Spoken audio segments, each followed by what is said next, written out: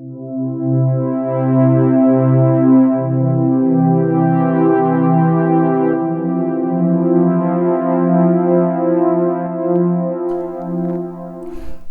some thoughts for today, this Easter day.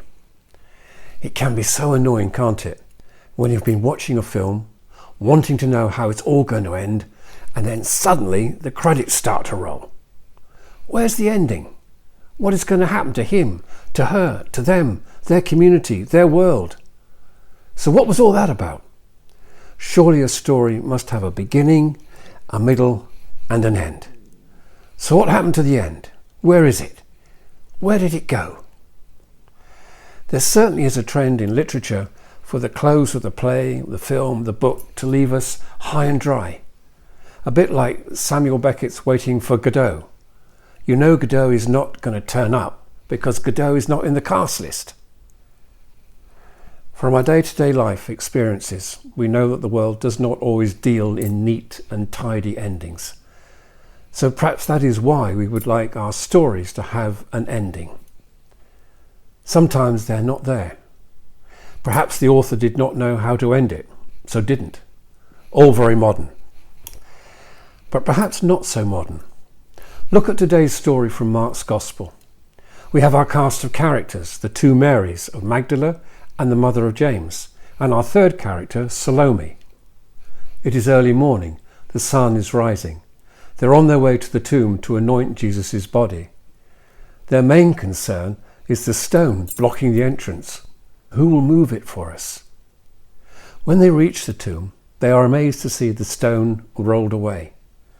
Once inside, they are greeted by a young man dressed all in white who tells them, "Hey, everything's fine. Jesus is okay, he's risen, and we'll see you in Galilee. Just go and tell the disciples, especially Peter." Dropping everything, they run away, terrified, and don't say a word. That's it. That is it. That is how the original version of the Gospel according to Mark ends.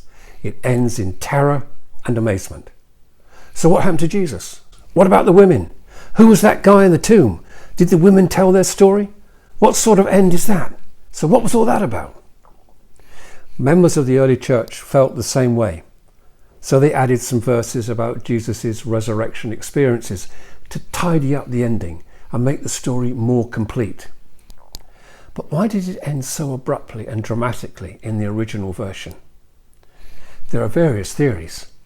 Perhaps the author, whoever he was, as we do not know who they were, the name Mark was added some 200 years after its writing to give it an identity. Perhaps the author's secretary misplaced the rest of the chapter, or even passed away before the gospel was completed.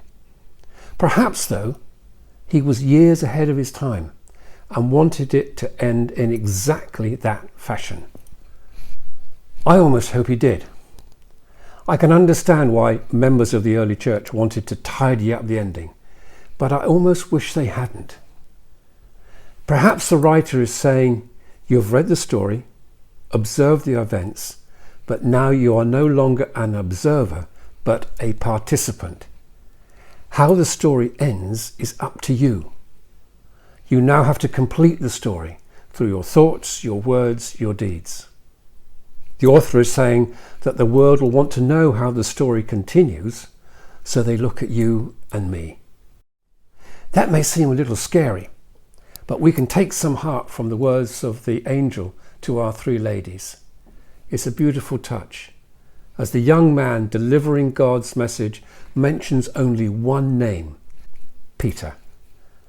Even after what Peter did and did not do, deserting Jesus, denying him, when he was going to stand by Jesus, come what may, God still has a task for him.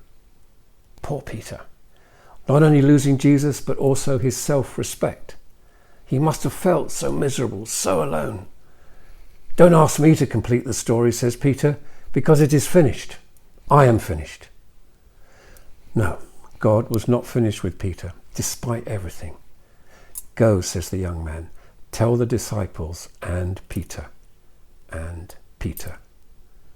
It's a beautiful moment, warm with compassion and love. at the same time trusting Peter to be a part of the continuing story of the risen Jesus.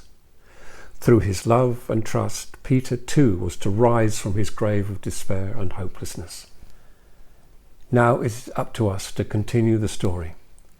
When we fall, like Peter, the message of the young man today is that God will seek to bring us his comfort rather than to dwell on our weakness.